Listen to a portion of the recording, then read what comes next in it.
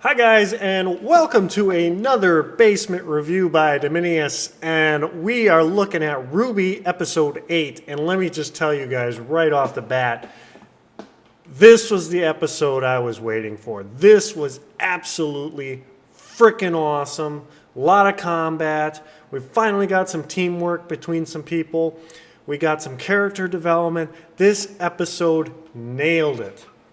We also got an advancement of the plot a little bit at the end, which is, we needed that.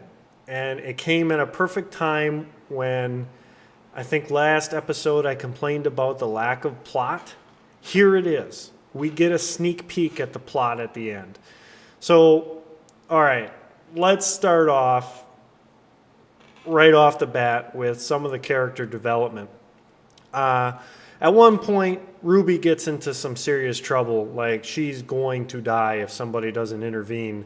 And guess who intervenes? We got Weiss intervening on her behalf, and Weiss basically comes to an agreement with Ruby. Ruby, I'm going to be nicer to you, but you need to start being less childish, being more into the teamwork side of things, and I'll be nice. Don't worry about it. And that was nice to see Weiss come down from her perch and be a normal human being. The next thing we see is the dynamic between the two. Once they kind of come to this agreement, I'm not going to say there's a 180-degree turn. I am going to say that there seems to be a little bit more respect going back and forth. When Weiss makes a suggestion that we have the artifacts, we need to move, we can't just fight these things, Ruby agrees with her, and that kind of seals the deal for the entire group.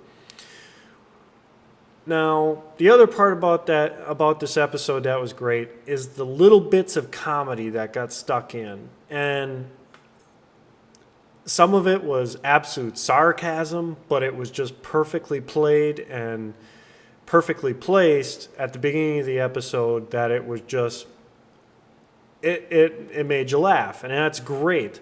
That's what something like this should be doing, is trying to get a little bit of comedy. But when it's time to get serious, we get serious. So near the halfway point of the episode, we have what they call a Death Stalker. And I don't know if they name the flying beast or not. I think they do, but I don't remember it offhand.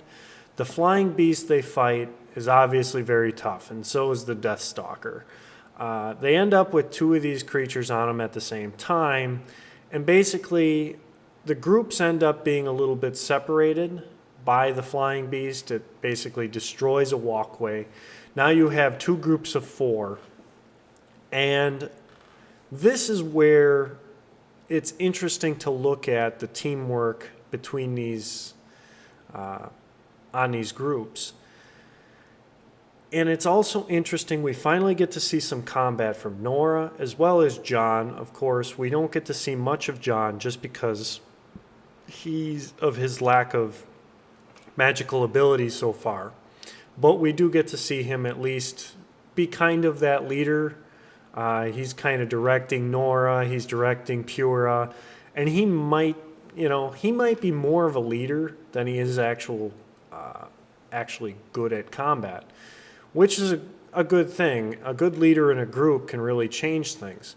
And we kind of see the same thing from Ruby for a second. She comes up with a plan, and her group executes this plan to perfection, and they manage to kill the flying beast. While Pura and John's group with Ren and Nora end up killing the Death Stalker using its own tail, along with Nora smashing that tail into its head. So overall, I thought the combat, I'm never ever going to complain about the combat in RWBY. And if I do, I don't know what to say. Maybe it's just because stuff got old, but I doubt Monty will ever let that happen, or anyone at Rooster Teeth will ever let that happen. So at the end, once they've killed these two beasts, we go to a ceremony where they're announcing 4-man teams. And so we saw this split, and we saw 2 4-man teams come out of the 8 people that were sent into the forest, with Ruby being one of them, obviously. And you get John, Pyrrha, Ren, and Nora as being one of your teams, and they are Team Juniper. Meanwhile, Team Ruby, Weiss, Blake, and Yang are Team Ruby. You almost had to see that coming when you saw the 4 letters kind of denoting the teams. John ends up being the leader for Team Juniper, which is kind of a shock for John for some reason. But like I say, he seems to be very good at the role, and he might just find out he's good at it. Ruby is the team leader for Team Ruby, which is interesting because she's probably the weakest of all for teamwork, but she seems to come up with some very good plans. So it's kind of a give-take scenario there. And with Ruby's teamwork in this episode, maybe it's just she needed to feel like she was part of the group, and now that she feels like she's part of the group, maybe it's going to come into sync, and we've got that character development in these first 8 episodes where she realizes, hey, I can't do everything on my own. Sometimes I just got to rely on other people, and we'll take care of it together, which is great. We see the character development from Weiss, where she basically comes off her high perch a little bit and, becomes less of a bitch. Blake, we don't see much out of. I think I was hoping to see a little bit something out of Blake, but she kind of remains that black box, the enigma.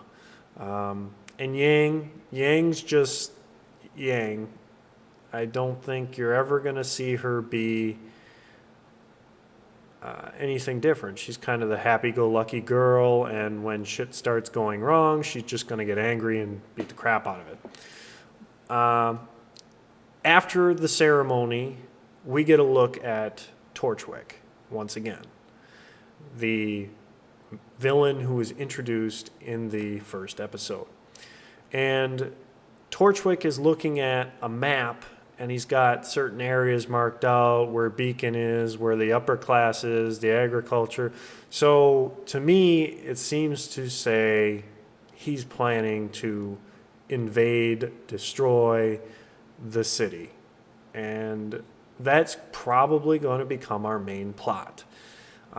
It'll be interesting to see exactly what he has in mind, because he had a whole briefcase full of crystals at the end, and he says, we're going to need more men.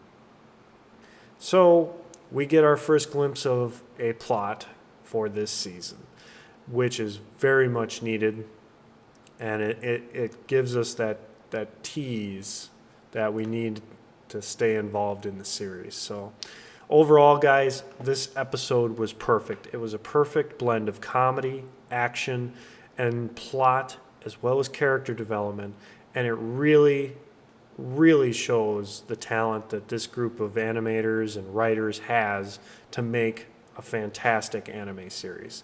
So guys, I hope you enjoyed the video. I hope you like, subscribe, and comment, and I hope you support Rooster Teeth, guys. Go over to their website, watch RWBY. When it comes out on YouTube, watch it again there, because they also make their money off of YouTube videos. And become a sponsor over there, guys. You get some nice perks, like being able to view RWBY an hour earlier, and also having access to other special features with their podcasts and whatnot. So guys, I hope you enjoyed the video. Take it easy.